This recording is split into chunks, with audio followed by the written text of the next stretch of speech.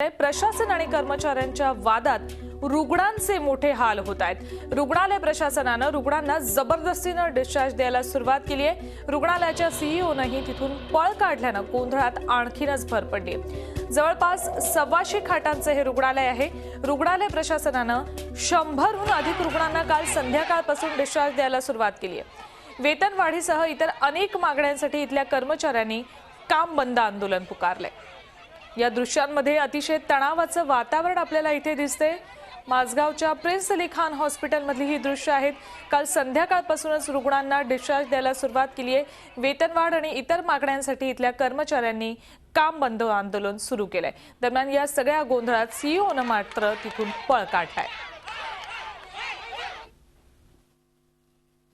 मेरे को अभी अब जाने को बोला है क्योंकि इधर कोई अभी काम करने वाले नहीं है। सब कुछ स्ट्राइक पे चला है, उन लोग मैनेज नहीं कर सकता है। इसके लिए उसने बोला घर जाओ, घर में ट्रीटमेंट ले और बाद में फॉलो अप के लिए बाद में आना करके 3-4 दिन के लिए। एक्चुअली उन्होंने बोला शिफ्ट करने अभी दूसरे हॉस्पिटल में, तो अभी वो डॉक्टर सिर्फ हबीब हॉस्पिटल में है, तो एंड हम लोग इतना अरेंज नहीं कर सकते उनके लिए। एंड हमारे जो डैड है इवन ही इज सिक, तो एंड अभी इनका भी ऐसा कंडीशन है, तो अभी हम इनको घर पे लेके जाएंगे एंड अभी 3-4 दिन बाद इनका फॉलोअप उधर से ही करेंगे। आमच्याकडून कोणतीही जे आता जे पेशंटला बाहेर काढलं जात आहे ते आमच्याकडून कोणत्याही आणि आमच्या कामगारांकडून कोणत्याही पेशंटला बाहेर जाण्यासाठी आम्ही सांगितलेलं नाही। आम्ही प्रत्येक स्टाफ आमच्या पेशंटला सेवा करायला आम्ही आजही तयार आहेत आणि हा जो पेशंट आहे आम्ही ह्याला बाहेर जायला देणार नाही। आमच्या मॅनेजमेंटने ह्यांना सांगितलं आहे, पण आमचे कामगार ह्या पेशंटची सेवा करायला तयार आहेत आणि सगळे कामगार आमचे सगळे पेशंटची सेवा करायला तयार आहेत। तर ह्या पेशंटला आम्ही आमच्या हॉस्पिटलच्या बाहेर यांना जायला देणार नाहीत। त्यांची जी काही सेवा आहे ती आम्ही आणि आमचे जेवढे स्टाफ आहे ते सगळे करणार आहेत। मॅनेजमेंटने त्यांना सांगितलेलं आहे, मॅनेजमेंटला ह्या गोष्टीची सिरियसनेस नाही आहे की ह्या पेशंटची काय परिस्थिती आहे, पण आम्ही कामगार इथले जेवढे स्टाफ आहे त्या सगळ्या स्टाफला माहिती आहे की ह्या पेशंटची काय परिस्थिती आहे। तर ह्या पेशंटला आमच्याकडून आणि आमच्या कमिटीकडून आणि आमच्या कामगारांकडून कोणत्याही परिस्थितीचा त्रास होणार नाही याची दक्षता आम्ही घेणार आहे। या सगळ्या तणावाच्या परिस्थिती संदर्भात आणि रुग्णांना का डिस्चार्ज दिला जातो या संदर्भात जाणून घेऊयात। आमचे प्रतिनिधी कृष्णात पाटील घटनास्थळी आहेत। कृष्णात, नेमकी काय कारण आहेत की ज्यामुळे इतकी तणावाची परिस्थिती निर्माण झाली आहे आणि प्रशासनाकडून या हॉस्पिटल प्रशासनाकडून इतकी टोकाची भूमिका घेतली जाते, पेशंट्सला डिस्चार्ज दिला जातोय?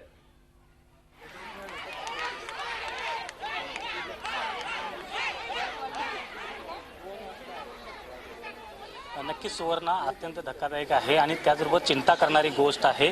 कारण जे माझगाव इथलं जे हे हॉस्पिटल आहे, अली खान हॉस्पिटल, यामध्ये हे जे कर्मचाऱ्यांचा जो वेतनवाढीचा जो प्रश्न आहे तो दर 3 वर्षांनी वेतनवाढीचा करार असतो। त्यानुसार हा वेतनवाढीचा करार व्हावा यासाठी हे इथले कर्मचारी प्रशासनाकडे तक्रार लावत आहेत, परंतु प्रशासन या संदर्भातली कुठलीही दखल घेत नसल्यामुळं अखेर त्यांना या ठिकाणी काम बंद आंदोलन करावं लागतंय आणि या काम बंद आंदोलनाचा फटका जो आहे तो सर्वात जास्त रुग्णांना बसतोय। जवळपास 125 कॉट्सचं हे सुसज्ज असं हॉस्पिटल आहे, परंतु जवळपास काल संध्याकाळपासून 100हून अधिक रुग्णांना जबरदस्तीने डिस्चार्ज या ठिकाणी हॉस्पिटल प्रशासन जे आहे ते देत आहे। आणि परंतु जो वेतनवाढीचा जो करार आहे त्या संदर्भात बोलण्यासाठी मात्र जे प्रशासन आहे ते कर्मचाऱ्यांसोबत बोलताना कुठेही दिसून येत नाही आणि त्यामुळं जे कर्मचाऱ्यांनी हा शेवटचं पाऊल उचललेलं आहे की आंदोलन करण्याचं आणि त्या दृष्टीनं हे आंदोलन सुरू आहे। आपल्यासोबत इथले काही कर्मचारी आपल्यासोबत आहेत, महिला कर्मचारी विशेषतः या ठिकाणी आहेत। तुम्ही काय सांगाल की गेल्या अनेक दिवसापासून हा जो वाद आहे तो धुमसतोय, तर आज का आंदोलनाची दिशा या ठिकाणी हे घेण्यात आली?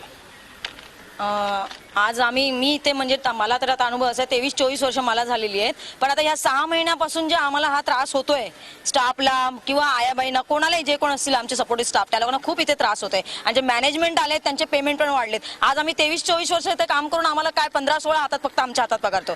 बोलायला गेले की आम्ही आत्ता नाही नंतर नाही, 3 वर्षांनी ॲग्रीमेंट होते ते आम्हाला आता काल परवा समजलं की 5 वर्षांनी तुमचे ॲग्रीमेंट होणार। म्हणजे जे आत्ता 6 महिन्याने आले त्यांना 24-30 लाख 25 लाख असे पेमेंट, आम्हाला का नाही? आपल्याबरोबर युनियनचे कर्मचारी जे आहेत, जे युनियन लीडर देखील आहेत, काय सांगाल की आता मागण्या ज्या आहेत त्या प्रशासनाने दखल घेतलेली आहे का? काम बंद आंदोलन झाल्यानंतर आता पुढची दिशा काय असणार आहे? आता ॲक्च्युली आम्हाला मॅनेजमेंटकडून सांगितलेलं आहे की सोमवार मंगळवारी तुमच्यावर एक मीटिंग होईल आणि त्या मीटिंग नंतर ज्या तुमच्या मागण्या इतक्या वर्षाच्या आहेत तर त्या मागण्याबद्दल आपण बोलून आहेत ना, त्याच्यातून आपण मार्ग काढूया. तर त्याच्यासाठी आमचे जेवढे स्टाफ आहेत आणि जेवढे आमचे कामगार आहेत त्या लोकांना सांगितलेलं की प्रत्येकाने जाऊन आपल्या पेशंटची सेवा करा, म्हणून कोणताही प्रिन्स अलीखानचा पेशंट आपल्या गेटच्या बाहेर गेला नाही पाहिजे. पण आणि जे काम बंद आंदोलन आहे ते सुरू ठेवणार आहात की आता मागे घेणार आहात? आता आम्ही आमचं जे आंदोलन आहे आम्ही 2 दिवसासाठी आम्ही मागं घेतो आहे. सोमवारी आमची मीटिंग आहे. सोमवारी मीटिंगमध्ये जर आम्हाला आमच्याकडून आमच्या ज्या मागण्याबद्दल आमच्या जर चांगले पॉझिटिव्ह त्यांच्याकडून जर आम्हाला रिप्लाय भेटला तर आम्ही हे मागण्या नाही करणार. आणि जर पॉझिटिव्ह रिप्लाय नाही भेटला तर आम्ही याची जी दिशा असेल ते आम्ही सोमवारनंतर आम्ही आमच्या पूर्ण कामगाराची एक मीटिंग घेऊन त्याच्यानंतर आम्ही ते ठरवणार आहे. सध्या तरी कृष्णात, आंदोलन जे रुग्णांचे आहे हाल होत आहेत या सगळ्यामध्ये, त्याबद्दल या कर्मचाऱ्यांना विचारा. जवळपास 100च्या आसपास रुग्णांना डिस्चार्ज दिला गेलाय. त्यांच्या प्रकृतीची जबाबदारी कोण घेणार आहे मग?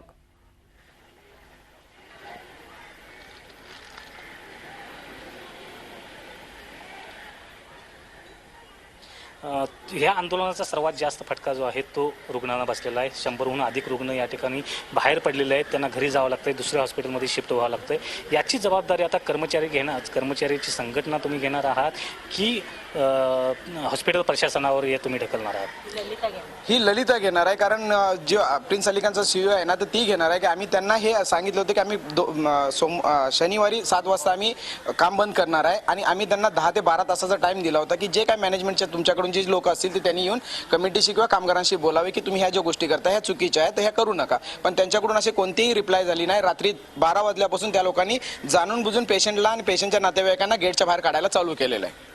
म्हणजे हॉस्पिटल प्रशासन जे आहे तेच याला जिम्मेदार ठरवत आहेत, कारण जी जबाबदारी आहे ती हॉस्पिटल प्रशासनाची होती. आम्ही बोलण्यासाठी तयार होतो, परंतु हॉस्पिटल प्रशासनानं कुठल्याही प्रकारचा रिप्लाय जो आहे तो दिलेला नाही. त्या बोलण्याऐवजी जे पेशंट्स आहेत त्यांनाच जबरदस्तीनं डिस्चार्ज दिला जातोय. आणि सुवर्ण एकंदरीतच हॉस्पिटल प्रशासन आणि कर्मचारी या दोघांची जी बसून चर्चा करून आणि यातून मार्ग काढण्याची गरज होती ती यामध्ये होताना दिसत नाहीये.